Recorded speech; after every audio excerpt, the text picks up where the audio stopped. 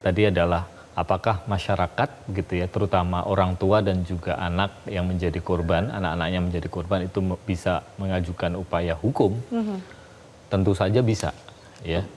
Tentu saja bisa. Ya, pemirsa, sudah hadir narasumber di Studio Metro TV, Manager Policy dan Advokasi CISDI, Fahrial Kausar. Mas Fahrial, terima kasih sudah hadir, selamat malam. Malam. Dan kemudian juga kami hadirkan Wakil Ketua Riset Bidang Advokasi dan Jaringan YLBHI, Mas Arief Maulana. Mas Arief Maulana, selamat malam. Terima kasih sudah hadir. Tadi kita sudah dengarkan bagaimana jawaban dari Kepala BGN Pak Dadan Hindayana gitu. Data dari CISDI bahkan angka korban anak-anak yang keracunan ini jauh lebih tinggi, jedanya sekitar 2.000 lebih ya. Nah, dengan sekarang Presiden memberikan atensi, apa yang sebenarnya perlu dilakukan untuk menurunkan, bahkan mungkin menghilangkan angka anak-anak menjadi korban keracunan itu? Iya, baik. Mungkin pertama-tama saya menarik ya dengar pernyataan dari Pak Dadan sebelumnya, karena banyak akan termasuk juga terkait dengan fundamentalnya, payung regulasi dari MBG ini sendiri. Bayangkan 10 bulan program ini berjalan dengan anggaran yang diberikan 71 triliun, lalu payung regulasinya sampai hari ini belum ada. Padahal apa sih pentingnya payung regulasi gitu? Kita nggak bisa cuman melihat payung regulasi itu pentingnya hanya ya udah sebatas dokumen normatif aja, yang hanya peraturan, perpres atau apapun itu. Tapi kan di dalamnya sebenarnya mengatur terkait dengan pertama objektif dari program MBG ini apa sih? Karena sampai hari ini sebenarnya kita kan masih belum jelas ya objektif dari MBG ini apa. Seringkali disebut sebagai pengentasan stunting, kadangkala perbaikan gizi, kadangkala terkait dengan perputaran ekonomi, kadangkala terkait dengan ya kita nggak tahu. Tapi gitu. Semua itu kan bisa masuk sebenarnya dalam program bisa, sangat ini, kan? bisa. Tapi kan bagaimana itu secara eksplisit disebutkan di dalam payung regulasi itu sebuah sesuatu yang penting seperti itu. Dan ditambah di dalam payung regulasi itu juga mengatur tentang misalnya koordinasi lintas sektor. Kita lihat hari ini, misalnya pemerintah daerah itu pelibatannya sangat minim sejak awal. Kita bisa bayangkan ketika kasus keracunan terjadi, pemerintah daerah, dinas kesehatan, puskesmas itu baru dilibatkan. Mereka jadi kayak semacam tukang cuci piring gitu.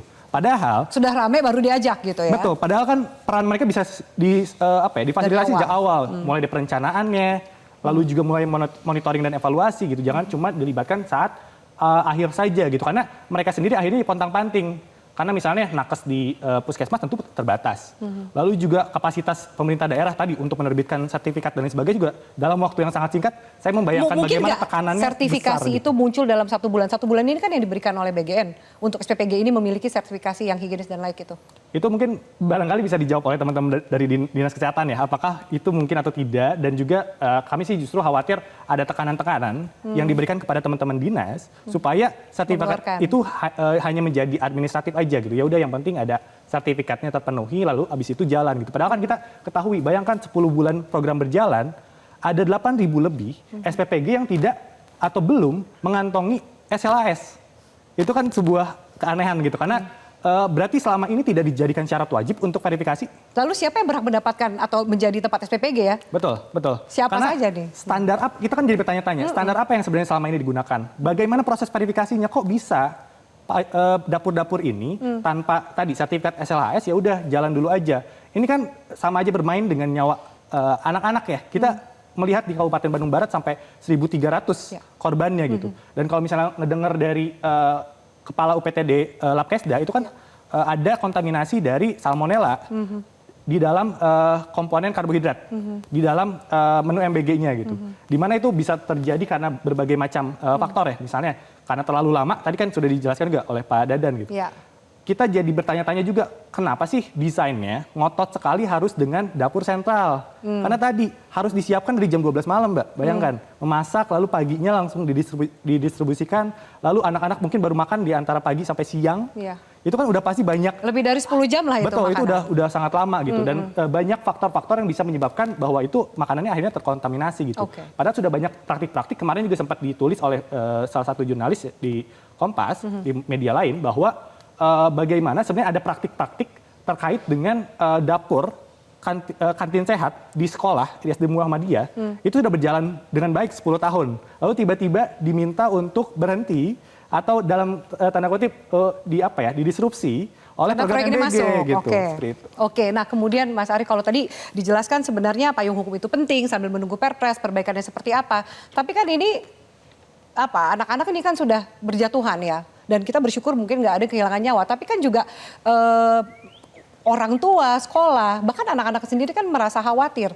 Ada yang bahkan sempat mengadakan, lalu siapa yang bertanggung jawab? Bisakah kemudian para orang tua yang anaknya menjadi korban menuntut BGN misalnya? Apakah ada celah itu? Iya, saya pikir persoalan keracunan ini bukan hanya persoalan hukum biasa ya. Dan pertanyaan Mbak Afia tadi adalah apakah masyarakat gitu ya, terutama orang tua dan juga anak yang menjadi korban, anak-anaknya menjadi korban itu bisa mengajukan upaya hukum? Tentu saja bisa, ya. Tentu saja bisa. Kenapa? Karena ini kaitannya dengan tanggung jawab hukum ya terhadap sebuah kebijakan yang kebetulan ini MBG yang memang mengakibatkan kerugian bagi warga negara. Nah, tergantung tuntutannya mau ganti rugi material, ya itu misalkan bisa menggugat melalui perbuatan melawan hukum, class action, gitu ya. Atau kemudian justru yang menurut saya lebih penting adalah bagaimana menggugat kebijakan MBG yang dibuat oleh kebijakan ya. Iya, yang kemudian direncanakan dengan asal-asalan, ya. Kemudian aturan hukumnya bahkan belum ada tapi sudah berjalan dengan anggaran yang begitu wah. Bahkan tahun depan mau diberikan 335 triliun per hari tadi Mbak Afi jelaskan 1,2 triliun. Itu luar biasa. Bahkan menyedot anggaran pendidikan, anggaran kesehatan bagi publik. Dan uang itu berangkat dari APBN. Yang kita semua warga negara itu membayar pajak. Jadi sebetulnya yang bisa menggugat bukan hanya orang tua atau yang anak-anaknya menjadi korban secara langsung. Tapi pembayar pajak? Pembayar pajak. Kita semua sebagai warga negara, Mbak Afi, juga bisa menggugat. Ya, dan mempertanyakan kenapa kemudian MBG ini dipaksakan. Dan apalagi targetnya begitu ambisius gitu ya dari Pak Presiden langsung. Nah, saya ingin kemudian menambahkan juga terkait dengan pertanyaan, kenapa sampai hari ini tidak ada dasar hukumnya? Kenapa kemudian bisa berjalan? Ini praktek penyelenggaraan negara yang menurut saya salah kaprah, begitu ya.